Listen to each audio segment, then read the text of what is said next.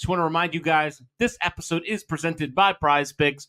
Download the app today. Use the code JUICE to get $50 instantly after you play your first $5 lineup.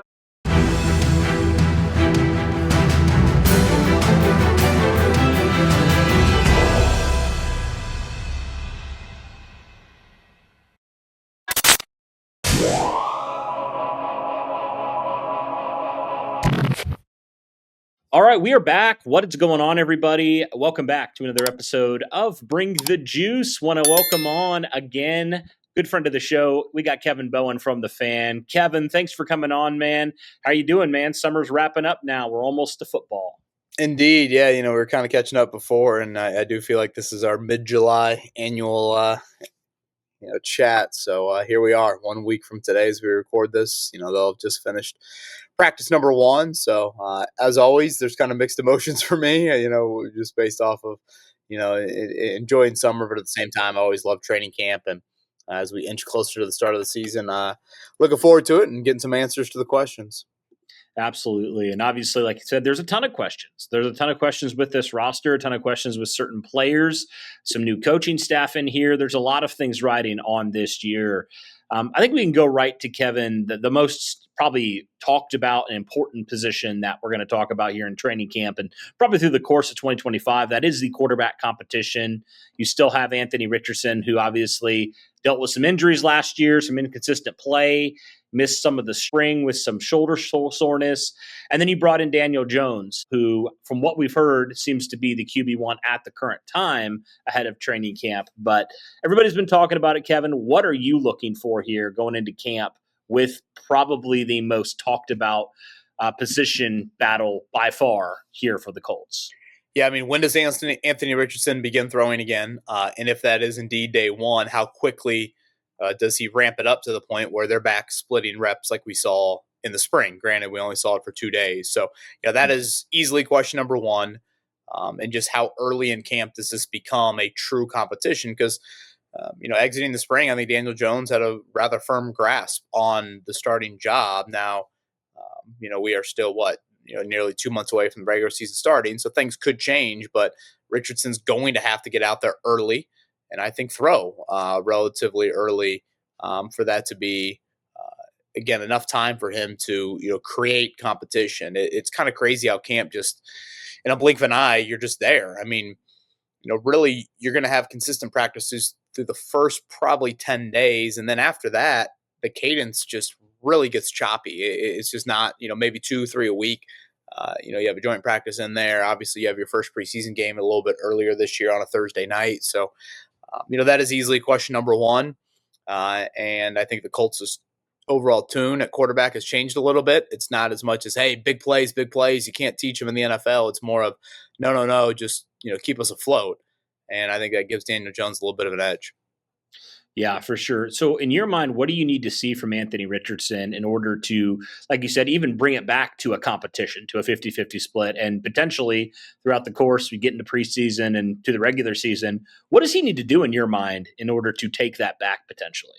Well, outside of the obvious, just be available and practice. Can he find consistency in the passing game? The baseball analogy we've used quite often, Cody, of just hit a few more singles. Not only was I thought he inaccurate at times and lacked anticipation as a thrower, he had too many turnovers last season. And so when you put those two together, it's just a recipe for disaster in playing consistent football for you. So I think if he can show that, and obviously Jones maybe has some inconsistency himself, then maybe there is something a little bit more to work with. But that would be a huge deal for that to take place. And obviously, if you look at Daniel Jones' career, you can make the argument that the bar's pretty low there as well. And I do think something to keep in mind. And again, if Richardson is out throwing week one, this really doesn't factor in. But is there any sort of Shane Steichen questioning of himself and saying, wait a minute, we just went through the spring. Daniel Jones got 7 of 9 practices. And if we start camp and Richardson's limited in any way, those valuable reps, we just need to pour them all into Daniel Jones. Because I don't know last time we talked, but, one question I had about this quarterback competition dating back to the spring was you have 2 bad, below average, inconsistent quarterbacks, however you want to describe them. And if you're going to give them inconsistent reps, how does either of them get truly better? Well, in this case, Jones got a ton of them in the spring. So if you commit to a ton of them again in camp, do you feel like you can make strides? That would be a question that I would have for Shane Steichen. Yeah, no doubt. No doubt. Well, also, Kevin, some stuff that was new this year is the entire, personnel coaching staff here. The Colts brought it on the defensive side of the ball. We saw what they did with the additions of guys like Chavarius Ward, Cam Bynum, and a few other guys, in free agency and in the draft. And obviously, this was a unit that was near the bottom last year in pretty much every category or most categories. I think they ranked like something around 24 in the NFL last year. We know the missed tackles were a problem. There was a lot of issues with this defense a year ago. So from that standpoint, from what Lou Anarumo, this new coaching staff, is going to install, and also some of the new personnel, what are you looking to see with this new change on the defensive side of the ball? Well, I think it's very welcome. I mean, you and I have talked for quite a while about, just the necessary changes that I thought was needed in being a defense that just dictates a little bit more, stresses an opposing offense a little bit more. And I think you'll start to see some of that with this unit. Now, obviously, anytime you're implementing something new, I thought DeForest Buckner said it pretty accurately in the spring. He learned, pretty early on in that first day of install that things are going to be a lot different. And that mad scientist label, he kind of feels some of that. And, a question exiting the spring was no Zaire Franklin, no Jalen Carlisle, the team portion.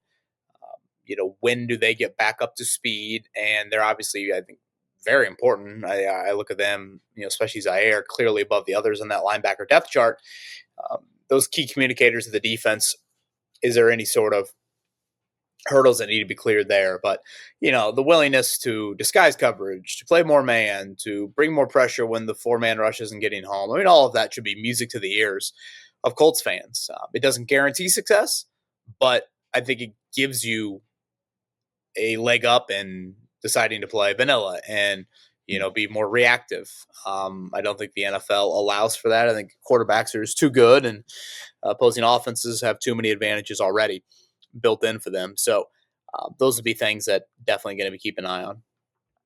Yeah, and I know one thing that we were thinking the Colts might do, but they obviously didn't do it in the draft, was they didn't address linebacker really in any noteworthy way this offseason. You mentioned it, a couple guys who are haven't been out there during the spring and everything like that. But we've also heard, the Colts come out and say they're going to use a lot more DBs. They're going to use a lot more nickel and dime out there. How do you view that? Because I look at this and say you don't have a ton of depth at linebacker, at least right now, like proven depth. But you look at the corner room, and there are guys galore in that room. So how do you think maybe in certain ways it's going to be different in terms of how many DBs are out there in a given time and how many guys in that corner room, might have more time than they have, under Gus Bradley? I mean, on paper, I think the cornerback depth is in a much better position than it's been in years past. I just posted something on our website, 1075thefan.com, of position battles. And the third corner, for example, to me, is not one I would have had on the list in March, but you watch the spring unfold. Jalen Jones did miss a couple weeks. That probably helped. But Justin Wally, the rookie out of Minnesota, is someone that this staff, very frequently sung kind of individual praise for. So is that a battle? Is it not a battle? When I say third corner, Chavarius Ward and Kenny Moore, of course, being your top two guys when you get into that nickel package. So, part of it is just the involvement of the NFL. And I get that. I think you see, a decent amount of teams maybe, or certainly in the college game, you see more of this.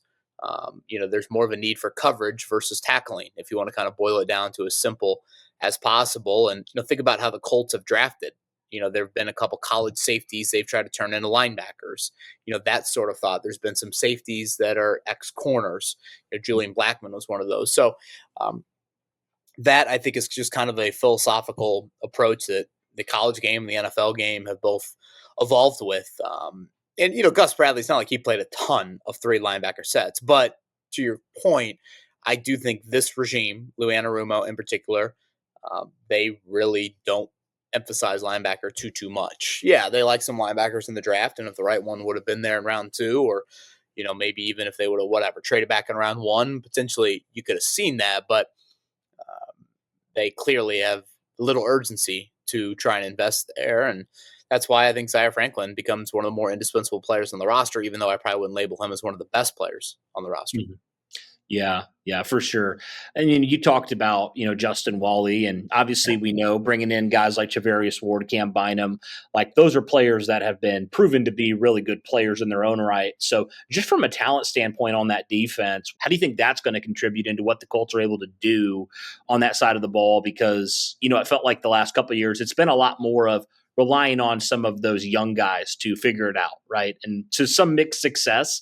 So what do you think of the additions of some of these, proven guys in here? How do you think that's going to help out the entire defense as a whole, having some guys back there that you feel like you can trust a little bit more? Well, basketball season may be over, but the action doesn't stop on Prize Picks because baseball is just heating up.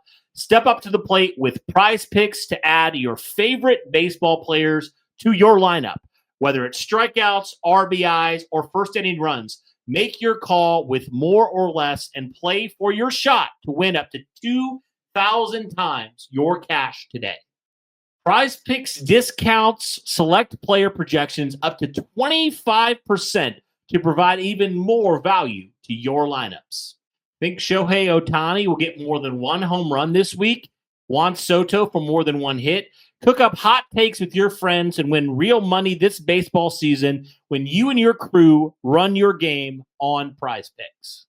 I personally believe that Ohtani will do that. So I am going to lock in Shohei Ohtani here for at 0.5 hits. I'm going to hit the over here. I'm going to go more for him.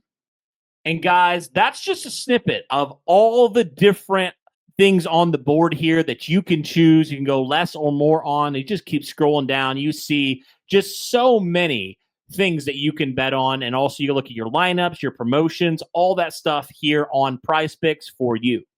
Download the app today and use the code JUICE to get $50 instantly after you play your first $5 lineup. Again, download the app today. Use that code JUICE to get $50 instantly after you play your first $5 lineup. Prize Picks. Run your game. Yeah, I think it should be very welcome. Obviously for a guy like Ward, he went through, frankly, hell off the field. How much does just to stabilize and there's it's impossible to say it's ever stabilized, but a little bit more of a non-interrupted, I guess, football season and a change of scenery. What does that do for him? Does that get him back to kind of that 2023 corner that we saw out in San Francisco? And then Cam Bynum has been, very reliable and has had some playmaking from the safety position. I don't know if, I think it's a little unfair to just act like he's, this massive upgrade over Julian Blackmon. I didn't think when healthy, Blackmon had some nice moments for you, but unfortunately the when healthy part, he that was a big issue. And, he played through a shoulder injury for a huge chunk of last season. So, depth at corner. Now you can't say depth at safety, but, Nick Cross had a really nice season last year. He's in a contract year. Again, on paper, I think you feel a little bit better about where that group has been. And I just don't think that's a group that has offered enough, disruption. You think of passes defense, and that goes not only personnel, but also to your system. It's been a really bad statistic for this team in years past. And to me, again, when you allow and you don't disrupt, that allows opposing quarterbacks to get into rhythms. And now all of a sudden they exit a first quarter at 80% or something. And now they might think they can write a few more of those checks in the third and the fourth quarter that they didn't originally think. So the change in personnel, the change in system, I think that goes hand in hand. And, we'll see how much Ward shadows and travels around wideouts. And the Colts play some very good wideouts early in the season. That could be something to explore as well. And that would be a bit of a different wrinkle than what we saw with Gus Bradley.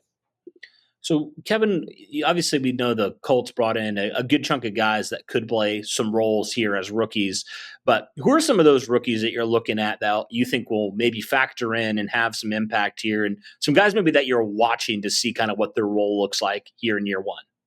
Well, Tyler Warren's obvious. I think that one goes without saying. As you start to move through the draft, JT to all out, when you think about where this defensive line was at defensive end, you've got about a handful of names. Now, there's different levels of pressure on Latu, on Kwity Paye. Samson Ebakom's coming off the torn Achilles. What's left with Tyquan Lewis?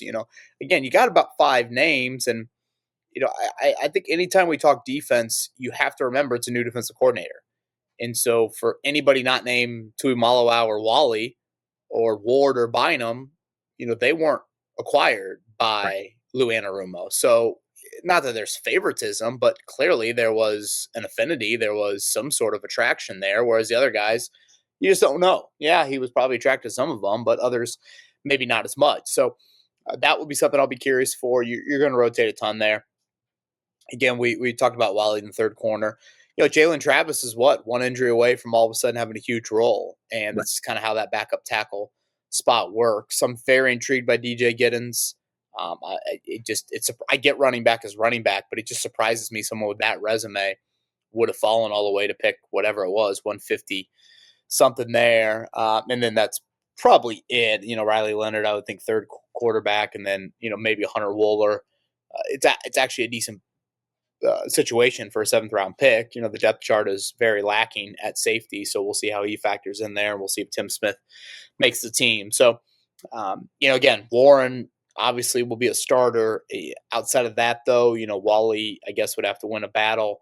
I don't see anything too obvious from a playing time standpoint. Certainly guys like Giddens and Tuimoloau will rotate, but some of the others I don't see obvious past the playing time here in 2025. Got you. Any other position battles that you're really intrigued about? We talk about quarterback, talk about that outside corner too, but any other position battles that you're really intrigued here heading into camp, how it's going to play out? Well, I mean, obviously quarterback, center, I think is a pretty even, like one-on-one battle. Tanner Bortolini and Danny Pinter. They really split in the spring when we were out there. Bortolini, you would think would be the guy, just being a 4th round pick. It's a pretty big investment, but at the same time, Pinter was a 5th round pick. So it's not like it's that different. Granted, it was a new regime. We talked about defensive end, tight end playing time behind Warren is probably one. We talked about third corner, and then, definitely kicker. I would think Spencer Schrader is the favorite, but still, the inexperience factor is there. That kid for those who were at camp last year, he has a booming leg, and someone that watched him in college in Notre Dame, he definitely has a huge leg, and he's wired with just an incredibly unique mental makeup. Now, that's obviously important at kicker, you would think, but still, the sample size is very, very small, and projecting that here to the next level. Absolutely. Well, Kevin, really looking forward to seeing you out there a couple days, and it's going to be another fun year. I'm excited for it. But what have you been working on? I know you mentioned a little bit, but what have you been working on? Where can people find you to find your stuff? Yeah, I appreciate that. Yeah, 107.5 The Fan. We've got our daily show, myself, James Boyd, and Jeff Rickard. So 7 to 10 a.m. Each and every Monday through Friday right here on The Fan, the Colts flagship radio station. So that's 107.5. And then written content-wise, our website, 1075thefan.com. Do a bunch of stories, here in mid-July. Colts with the most pressure on them. Position battles like we just talked about, positions of strength. And then I always do, and I'll post it later this week, 53 questions on the Colts. So it's always a big ordeal that goes into that story, but I try to cover all the questions that could be there for training camp, and we finally get some answers starting a week from today. That's right, man. Almost there. Just random off the cuff question. How's your golf game doing, man? You've been able to get a lot into that this summer? Yeah, I was able to take a awesome golf trip out to Oregon, Bandon Dunes Golf Resort, if anybody's heard of it. So it kind of a once in a lifetime trip. So I went out there with my in-laws and my father-in-law, and we had an absolute blast. Long travel, definitely some weather that we weren't necessarily used to, some wind, I should say, that we weren't used to. But it was an awesome, awesome time. So I'm really grateful to have that opportunity. Absolutely. Well, Kevin, good luck with everything, man, coming up. And we're getting right back to football almost here. But guys, be sure to go check out Kevin, all his work over there at The Fan. But that'll do it for this one. Thank you so much, guys. And as always, go Colts.